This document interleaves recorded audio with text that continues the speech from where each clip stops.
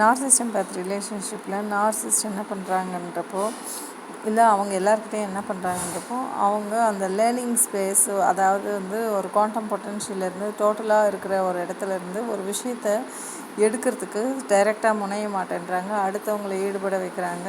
அதாவது அவங்களுக்கு ஒரு சாய்ஸ் கொடுத்தா அந்த சாய்ஸை எடுக்க மாட்டேன்றாங்க. ஆனால் அவங்களுக்கு எடுத்துகிட்டு அதை கொடுக்குறப்போ அவங்க எதிர்பார்த்த சாய்ஸ், அந்த ப்ராபபிலிட்டி அதில் இருக்கணும்னு எக்ஸ்பெக்ட் பண்ணுறாங்க.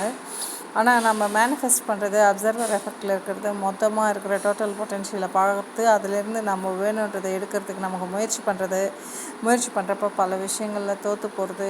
அதில் லேர்ன் பண்ணி மறுபடியும் முயற்சி பண்ணி நமக்கு தேவையானதை விரும்புகிறது, எடுக்கிறதுன்றதெல்லாம் ஒரு ப்ராசஸ்ன்றது தெரியுது. இந்த ப்ராசஸ் அவங்க விரும்பலை, அவங்க ஈகோ ஹர்ட் ஆகுது, இல்லைன்னா அவங்க ஸ்கில்ஸ் பற்ற மாட்டேங்குது.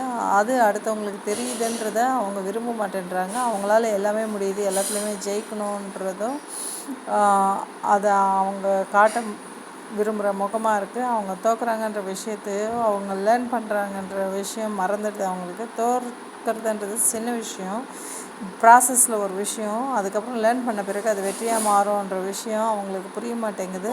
அவங்க ஈகோ எவல்யூஷன் ப்ராசஸில் அந்த மாதிரி பண்ணாமல் நம்ம பார்க்குறது போக முடியாது. ஏதோ ஒரு அவங்க எதில் லேர்னிங் நடந்ததுன்றது அடுத்தவங்க மூலியமாக ட்ரை பண்ணுறதுன்ற மாதிரியே இருக்காங்கன்றதை நம்ம புரிஞ்சிக்க முடியுது.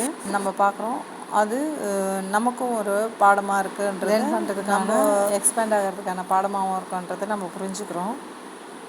இங்கே அது எப்படி கோரிலேட் ஆகுதுன்றப்போ, ஓவராக எக்ஸ்பீரியன்ஸ் பண்ணிகிட்டே இருந்து மேனிஃபெஸ்ட் அடுத்தவங்களுக்காக பண்ணி கொடுக்குற இடத்துல இருக்கவங்க மாதிரி எக்ஸ்பேண்ட் ஆகிட்டே போயிருக்க கிவிங்லேயே இருக்கிற ஒரு எம்பேத் அவங்கக்கிட்ட மாட்டுறப்போ அவங்களுக்கு கொடுத்து இவங்களால முடிய மாட்டேங்குது. எம்பேத்துக்கு ஈகோ இருக்கிறது தெரிய மாட்டேங்குது, ஆன்மா இருக்கிறது மட்டும் தெரியுது. ஒருத்தர் சோல்காக கொடுக்குறோன்னு நினைக்கிறப்போ, ஆத்தென்டிக் செல்ஃப்காக கொடுக்குறோன்னு நினைக்கிறப்போ இன்னொருத்தர் அதை ஈகோக்காக யூஸ் பண்ணிக்கிறாங்கன்னு ஃபஸ்ட்டு இவங்க எதிர்க்க தான் உணர ஆரம்பிக்கிறாங்க.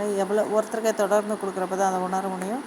அப்படி இருக்கும்போது அதிலேருந்து வெளிவரத்துக்காக பவுண்ட்ரிஸ் செட் பண்ணுற இடத்துக்கெல்லாம் வரும்போது, நியூக்ளியர் ரியாக்டரில் ஒரு நியூட்ரான் அப்சர்வராக நார்சிஸ்ட் இருக்கிறாங்க. அப்போ இவங்க பவுண்ட்ரி செட் பண்ண கற்றுக்குறாங்கன்றதை புரிஞ்சிக்க முடியுது. இதை நீங்கள் படித்து பாருங்கள், உங்களுக்கு புரியும். தேங்க்யூ. எம்பேத் கிட்ட இருக்கிற எனர்ஜியும் ஒளியும் யாரோட ஈகோவுக்கும் கொடுத்து சிதறி போகிறதுக்காக இல்லை, அது ஒளியாக இருந்து லைட்டாக இருந்து ஒவ்வொரு ஆத்தென்டிக் செல்ஃபும் எவால்வ் ஆகிறதுக்கு, ஒவ்வொருத்தருக்குள்ளேயும் இருந்தும் எவால்வ் ஆகிறதுக்கான ஒளியாக இது இருக்குன்றதை நம்ம பார்க்கலாம். சிறிதாக வேண்டாம், சிதற வேண்டாம், பரிணமிக்க வேண்டும், ஒளியாகி விட வேண்டும்.